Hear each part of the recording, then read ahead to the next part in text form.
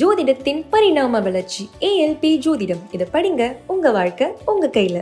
+2 எக்ஸாமும் முடியுது. பிள்ளைகளை எங்கே சேர்க்கறது, எப்படி சேர்க்கறது, இது பெற்றோர்களுக்கும் ஒரு தெளிவான புரிதல் இல்லை, பிள்ளைகளுக்கும் தெளிவான புரிதல் இல்லை. ஏன் அப்படின்னா, நான் என்ன படிக்கணும் முடிவெடுக்கிறது நான் தான் முடிவெடுக்கணும். அந்த கெப்பாசிட்டி பிள்ளைகளுக்கு இல்லைன்னு நான் நினைக்கிறேன். நான் இதே மாதிரி பெற்றோர்களும் டாக்டராக இருக்கிறேன் அப்படின்னா நான் என்ன நினைக்கிறேன் அப்படின்னா, என் பையனையும் நீ டாக்டராக படிக்க வைக்கணும், நீ டாக்டர் ஆகணும்னு தான் நான் சொல்கிறேன் நான். ஆனால் அதுக்கு உண்டான வாய்ப்புகள் இருக்கா? அதுக்கு நம்ம ஏஎல்பி என்ன சொல்லுது சார்? பொதுவாக ஏஎல்பி ஒரு பக்கம் இருக்கட்டும், பொதுவாக வாழ்வியலாக பேசிட்டு அப்புறம் ஏஎல்பிக்கும் வருவோம். பொதுவாக பார்த்தீங்கன்னா இன்றைக்கி எல்லாருமே கம்ப்யூட்டர் சயின்ஸுன்ற ஒரு பாடம் இருக்குது. இப்போ இதுவே ஒரு 30 வருஷத்துக்கு முன்னாடி இருந்ததா? அப்போது நீங்கள் 30 வருஷத்துக்கு முன்னாடி திட்டமிடுறதா இருந்தால் எப்படி திட்டமிட்டுருக்க முடியாது? புரிஞ்சுதுங்களா? இப்போது நம்ம 30 வருஷம் கழித்து என்ன நடக்க போகுதுன்றதை இன்றைக்கே திட்டமிடுற லெவலுக்கு இல்லை இன்றைக்கி உலகம். இதெல்லாம் ஒரு காலத்தில் இருந்தது.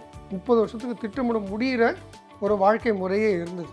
ஜஸ்ட் ஒரு 200 இயர்ஸ் பேக் வரைக்கும் அப்படி தான் இருந்தது. ஆனால் இன்றைக்கி இருக்க சயின்ஸ் டெவலப்மெண்ட்டு ரொம்ப ஃபாஸ்ட் டெவலப்பிங் வேர்ல்டு. இப்போ நான் ஒரு கேள்வி கேட்குறேன், இந்த கம்ப்யூட்டரு உருவாகிறதுக்கு முன்னாடி இந்த கம்ப்யூட்டர்லாம் எங்கே இருந்தது? கம்ப்யூட்டர் இங்கேயே தான் இருக்குது. விசிபிளாக இருக்குல்ல, இன்விசிபிளாக இருந்தது. அது விசிபிள் வேர்ல்டுக்கு வந்திருக்கு. யாரோ ஒரு கற்பனையில் உருவான விதங்கள் நிஜத்துக்கு வந்திருக்கு. இப்போ இது பிரபஞ்சம் இதை சப்போர்ட் பண்ணவே தான் இது நடக்குது. இது ஒத்துக்கிறீங்களா? ஒத்துக்கிறேன். ஜென் ஜி வேர்ல்டு இருக்கு இல்லையா, இவங்க பிறக்கும் போதே மொபைல் நோண்டுறதை பார்க்குறீங்களா? ஆமாம் சார். எப்படி இவங்க நோண்டாங்கன்னு நினைக்கிறீங்க? யூனிவர்ஸ் கூட கொஞ்சம் அலைண்டாக இருந்தால் போதும், உங்களுக்கு வேண்டிய விஷயங்கள் தானாக தான் நடக்கும். நீங்கள் ரொம்ப காம்ப்ளிகேட் பண்ணிக்கிறதுக்கெலாம் ஒன்றும் இல்லை. இதை படித்தா ஜெயிச்சிடலாம், அதை படித்தா ஜெயிச்சிடலான்னு. உங்களுக்கு எது கிரகம் அதிக ஆதிக்கம் இருக்குதோ அதை நோக்கி நீங்கள் இயல்பாகவே நகர்ந்துக்கிட்டே இருப்பீங்க. அதை நீங்கள் ஒன்றும் கட்டுப்படுத்த வேண்டிய அவசியத்தில் இல்லை. இது ஏதோ தப்பு ரைட்டு அப்படின்ற ஒரு பாதையே இல்லைங்க. என்ன வாய்ப்புகள் இருக்குது, அதை நான் எப்படி பயன்படுத்துகிறேன் அப்படிங்கிற வாய்ப்பு தான் இருக்குது. அறிவுன்றது வேறு, படிப்புன்றது வேறு. முதல்ல தெரிஞ்சுக்கணும். ஜோதிட ரீதியாக அறிவுள்ள குழந்தைகள் வேறு, படிக்கக்கூடிய குழந்தைகள் வேறு.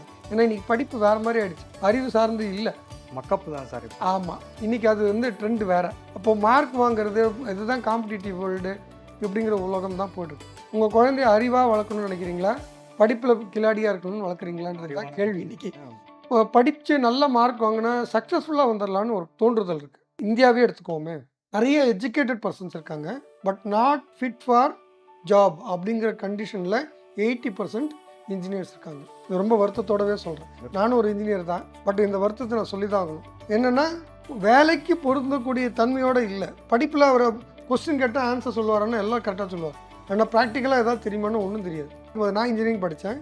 ஒரு எஜுகேஷ்னல் ஆஃபீஸருடைய வீட்டில் ஒரு 5 days கெஸ்ட்டாக இருந்தேன். அவர் எனக்கு என்ன, நீ டிப்ளமா தானே படிக்கிற, சரி ரைட்டு, நீ ஒரு இன்ஜினியர் தானே, இங்கேருந்து இந்த இடத்துக்கு தண்ணி கொட்டுது, இதை நீ டீவியேட் பண்ணு, என்ன வேணும் உனக்கு, ரா மெட்டீரியல் வேணும்னு கேட்டார். ஒரு பைப் இருந்தால் கொடுங்க, என்கிட்ட அலுமினியம் ஃபாயில் தான் இருக்குது, ஷீட்ஸ் இருக்குது, பெரிய லாங் ஷீட் இருக்குது, நீ என்ன பண்ண முடியும்னு கேட்டார். ஸ்பைரலாக பண்ணி ஒரு லெங்க்த்தாக டியூப் மாதிரி பண்ணி அது ஒரு டெம்பரவரியாக செட்டப் பண்ணு. இது அப்ளைடு சயின்ஸ்னு சொல்லுவோம். நமக்கு என்ன இன்றைக்கி மிஸ்ஸிங்னா, அறிவாக இருக்குது ஆனால் அப்ளைடாக இல்லை. அப்போது ஒருத்தர் வேலைக்கு வச்சா கூட அந்த வேலைக்கு வச்ச பிறகு அவருக்கு தகுந்த மாதிரி இவரை டிசைன் பண்ண கட்டாயம் கூட இருக்குது. கண்டிப்பாக இதை தான் நம்ம பார்த்துக்கணும். முதல்ல இப்போ உங்கள் குழந்தைங்களுக்கு படிக்கிறது எதுக்காக படிக்க வைக்கிறீங்க?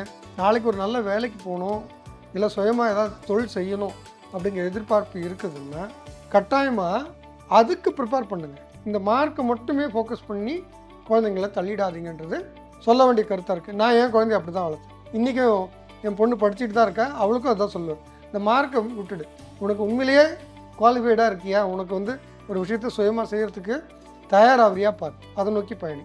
இதுதான் முதல் பாடமாக சொல்ல வேண்டியது. ஜோதிட ரீதியாக சொன்னால் 20 வருஷம் கழிச்சு இல்லை ஒரு 5 வருஷம் கழிச்சு இந்த படிப்பை முடித்த உடனே வேலை வாய்ப்பு இருக்குதா, தொழில் வாய்ப்பு இருக்குதான்றதை ஜோதிடத்தின் மூலிமா பார்த்துருங்க. இப்போ இங்கே என்ன மாதிரி தன்மை இருக்குதுன்னு புரிஞ்சுக்கிட்டு அதுக்கு தகுந்த படிப்பை இங்கே எடுத்திங்கன்னா உங்கள் வாழ்க்கையை நிறைய நேரத்தில் நல்லா கொண்டு போகலாம். இது என்ன நடக்குதுன்னா, படிக்கிறதுக்காக சொத்துக்களெல்லாம் விற்று பணத்தை போட்டு க்ரோர்ஸ் கணக்கில் கூட செலவாகுது ஒரு சில படிப்புகள். செலவு பண்ணிவிட்டு பட் ஸ்டில் அவர் படிப்பு முடித்த பிறகு சம்பாதிக்கக்கூடிய இடத்துல இல்லாமல் இருக்காங்க. அதுக்கு திரும்ப ரீகுவாலிஃபை பண்ண வேண்டியிருக்கு, புதுசாக குவாலிஃபை பண்ண வேண்டியிருக்கு. எவ்வளோ நேர விரயம், பண விரயம், மன அழுத்தம், உழைப்பு எல்லாமே வீணாகும். ஜாதகனுடைய வாழ்க்கையை நிறைய விஷயங்கள் தள்ளி போகுது. இது எவ்வளோ கஷ்டன்றது நம்ம சொல்லி புரிய வைக்க முடியாது. அதுக்கு தான் ஜோதிடம். நான் உடனே என்ன படிக்கலாம் அப்படின்னு மொட்டையாக கேட்குறாங்க. அப்படி இல்லை. அந்த ஆத்மா நம்ம கொஞ்ச நேரத்துக்கு முன்னாடி பேசணும், ஆத்மா அதனுடைய பர்பஸ்ன்னு இருக்குன்னு, அதுக்கான தேடுதல் இருக்கும், அதுக்கிட்ட சாய்ஸஸ் இருக்கும். அந்த சாய்ஸஸ் சொல்லி இது பொருந்துமா அது பொருந்துமான்னு கேட்டால் ஏஎல்பியிலேருந்து எப்போவுமே சொல்லுவாங்க. ஆனால் என்ன படிக்கலான்னு மொட்டையாக கேட்டால் ஒரு கிரகத்தையும் எடுத்துக்கோங்க, செவ்வாய்னு எடுத்துக்கோங்களேன், அது மிலிட்ரியாகவும் எடுத்துக்கலாம், கெமிக்கல்ஸாக எடுத்துக்கலாம், சாலிட்ஸாக எடுத்துக்கலாம், லேண்டுன்னு எடுத்துக்கலாம், கன்ஸ்ட்ரக்ஷன் எடுத்துக்கலாம், வெரைட்டியாக சொல்ல முடியும். எல்லா ஃபீல்டுலேயுமே சொல்லலாம், மெடிக்கல்னு சொல்லலாம், இன்ஜினியரிங்கில் சொல்லலாம், எக்கனாமிக்ஸில் சொல்லலாம், எல்லா விதத்துலையும் சொல்லலாம். எதுன்னு சொல்கிறது? ஒரு 200 வருஷத்துக்கு முன்னாடி தொழிலே 10 தொழில் தான் இருந்தது. அப்போ 10 தொழில் ஏதோ ஒன்று சொல்லணுன்னா இது சொல்கிறதுக்கு கரெக்டாக இருந்தது. இன்றைக்கி அப்படி இல்லை, டூ மச் சாய்ஸஸ். இப்போ ஒரு கெமிக்கல் கம்பெனியில் நியூனாக இருக்கலாம், வாட்ச்மேனாக இருக்கலாம், எம்டியாக இருக்கலாம், ஜெனரல் மேனேஜராக இருக்கலாம், சூப்பர்வைசராக இருக்கலாம், நிறைய சாய்ஸஸ் இருக்குது. இப்போ ஆமாம், குவாலிட்டி கண்ட்ரோல் இன்ஜினியராக இருக்கலாம், மல்டிபிள் சாய்ஸஸ். கரெக்டாக. இப்போ எந்த விதமான தொழில் செட் ஆகுன்றதை ஏஎல்பி ஜோதிடம் பார்த்து தான் தெரிஞ்சுக்கும். அடுத்ததாக வந்து என்னுடைய கேள்வி என்ன அப்படின்னா, நிறைய வீடுகளில் வந்து திருமணம் அப்படின்னு வரும்போது தான் வந்து நிறைய கருத்து வேறுபாடுகள், மாப்பிள்ளை எப்படி தேர்ந்தெடுக்கிறது, ஒரு பொண்ணை எப்படி தேர்ந்தெடுக்கிறது அப்படிங்கிற விஷயத்தில் வந்து முதல்ல வந்து அப்பா அம்மாவுக்கே நிறைய முரண்பாடுகள் இருக்குது. இதை தாண்டி வந்து அந்த கல்யாணம் பண்ண போகிற அந்த பையனுக்கோ அந்த பொண்ணுக்கோ அவங்களுக்கும் ஒரு சில எதிர்பார்ப்புகள்லாம் இருக்குது. இதெல்லாம் வந்து நீங்கள் எப்படி சார் பார்க்குறீங்க? ஜோதிடத்தின் பரிணாம வளர்ச்சி ஏஎல்பி ஜோதிடம். இதை படிங்க, உங்க வாழ்க்கை உங்க கையில.